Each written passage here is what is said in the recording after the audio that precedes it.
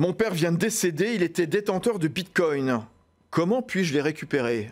Ah bah tiens, j'aurais même pas pensé à cette question. Vous connaissez bien on vous pose cette question, vous, Maître Fontaine On nous la pose, on me l'a posée il n'y a pas longtemps. Ouais. On me l'a posée il n'y a pas longtemps et les réponses qu'on peut apporter aujourd'hui ne sont pas véritablement satisfaisantes parce qu'on a un vrai vide juridique qui entoure cette problématique des crypto-monnaies. Ben voilà, de la crypto-monnaie. La crypto-monnaie, c'est rien d'autre qu'une donnée en réalité.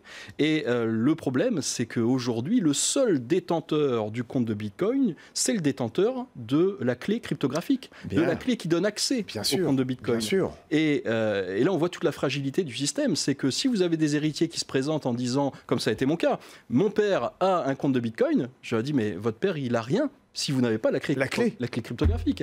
Et là, dans mon cas d'espèce, il n'avait pas la clé cryptographique. Alors comment on fait ? Eh bien, on n'a aucune solution. Rien ? Non. C'est perdu, donc. C'est un vide juridique aujourd'hui. Il faut trouver des solutions juridiques pour permettre la transmission de ces éléments d'actifs. Le fisc, il oblige justement à ce qu'on mette dans la liste des biens qui composent le patrimoine d'une personne décédée, tout ce qui est Bitcoin, Ethereum et toute la panoplie, quoi. Eh bien là, il y a une autre question qui se pose. Dans le cas que je vous ai exposé, c'est que les héritiers ont la certitude qu'il y a un compte de Bitcoin.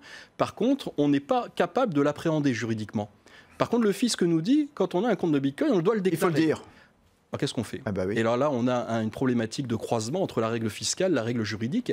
Je pense qu'il est grand temps que nos représentants s'emparent de ce sujet. Donc ça veut dire quoi ? Que le portefeuille numérique devrait être connu, accessible, j'en sais rien, d'un tiers de confiance, d'un notaire, vous auriez les mots de passe, par exemple, c'est ça ? Les clients que je rencontre, moi, sur ces sujets, on leur conseille de reporter la clé cryptographique, notamment dans un testament, s'ils ont la volonté de la transmettre. Bien sûr. Et à ce moment-là, on aura une certitude de la révélation de l'existence de ce compte-là. Vous allez devenir un spécialiste, Maître Fontaine, en fiscalité numérique Le notaire est un spécialiste de la fiscalité de toute façon. De toute façon, ça fait partie de notre métier, tout à fait. BFM Business, le club du droit, passez-moi le notaire.